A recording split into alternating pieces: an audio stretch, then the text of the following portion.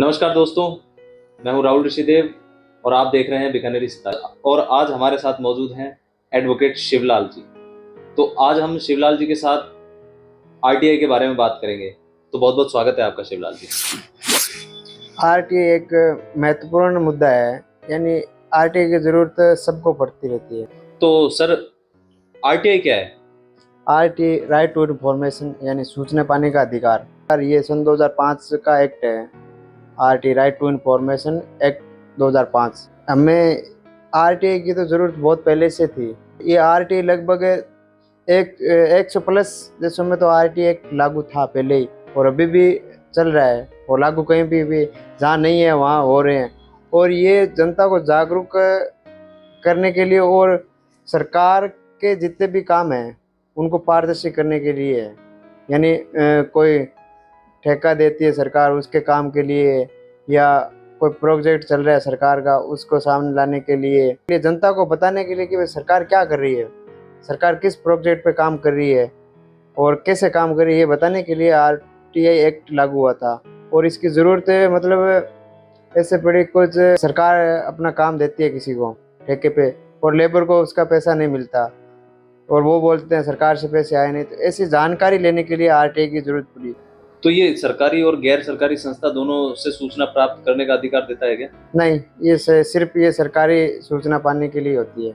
किस किस प्रकार की हम जानकारी प्राप्त कर सकते हैं? मतलब सरकार की जो भी सूचना है वो प्राप्त कर सकते हैं, लेकिन इसमें कुछ ऐसी सूचनाएं होती है जो गुप्त होती है, वो नहीं अपन आरटीआई लगा सकते हैं लेकिन वो मिलती नहीं हमें। रिटर्न जवाब ये आएगा, ये पर्सनल मैटर है। तो जैसे हमने किसी विभाग में आरटीआई लगाई, सामने से अगर हमें संतोषजनक जवाब नहीं मिलता है या वो जवाब नहीं देना चाहते, तो हम क्या इसके अगेंस्ट कोई एक्शन ले सकते हैं? इसमें आरटीआई लगाते हैं तो आरटीआई का जवाब या तो आता नहीं है 1 महीने के अंदर, हुई और आ भी गया तो जिससे हम संतुष्ट नहीं है तो फिर अपन फर्स्ट अपील करते हैं इसकी।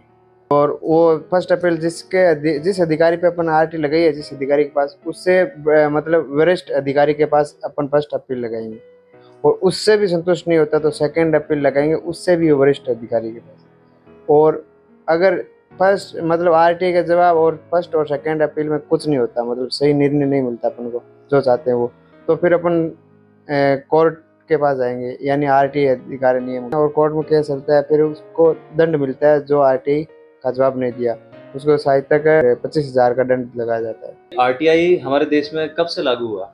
हमारे देश में तो मतलब पूरे भारत में तो 2005 से लागू हुआ था जी, लेकिन राजस्थान में उससे पहले ही से लागू था। राजस्थान में ये 2000 में लगभग एक आंदोलन हुआ था।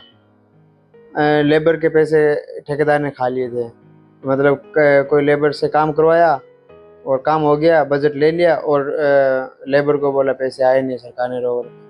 तो वहाँ पे हड़तालें हुई और उनको पता कि बजट आ गया और ठेकेदार खा गया। तो इस प्रकार से ये आरटीआई धीरे धीरे उभरने लगी, फिर हड़तालें होने लगी, ऐसे जाके राजस्थान में भी आ गया। और ये तो 1947 में मतलब तमिलनाडु में, फिर गोवा में, 2002 में दिल्ली में, फिर पूरे भारत में ऐसा लगा कि आरटीआई की ज़रूरत है।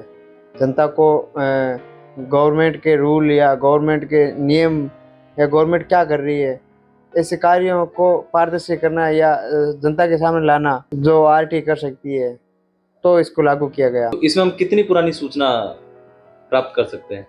ऐसा कोई लिमिटेशन नहीं है, इसमें कोई नियम नहीं है कि इतनी पुरानी, यानी 20 साल पुरानी, 40 साल पुरानी, 50 साल पुरानी, जब चाहे जितना टाइम हो उससे। लेकिन वो जिस विभाग में आरटीआई लगा रहे हैं उस विभाग में जानकारी होनी चाहिए, या कोई ज़मीन की जमाबंदी के या कुछ उसका रिकॉर्ड पता करना चाहते हैं तो रेवेन्यू रिकॉर्ड में रिकॉर्ड होगा तब तो मिल जाएगी, अगर नहीं होगा तो नहीं मिलेगी।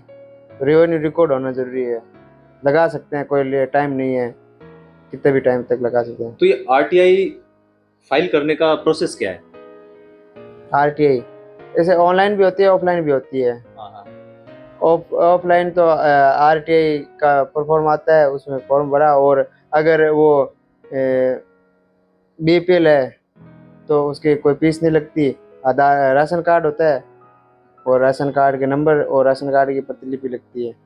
उसे आरटी लगा दो, उसकी फीस नहीं लगेगी। और ऑनलाइन में भी ऐसा ही है, अगर बीपीएल है तो उसकी फीस नहीं लगती, और एपीएल है तो लगती है फीस। तो 10 रुपये का वो पोस्टर ऑर्डर आता है, वो लिया और आरटी ऑफलाइन लगा सकते हैं अपन।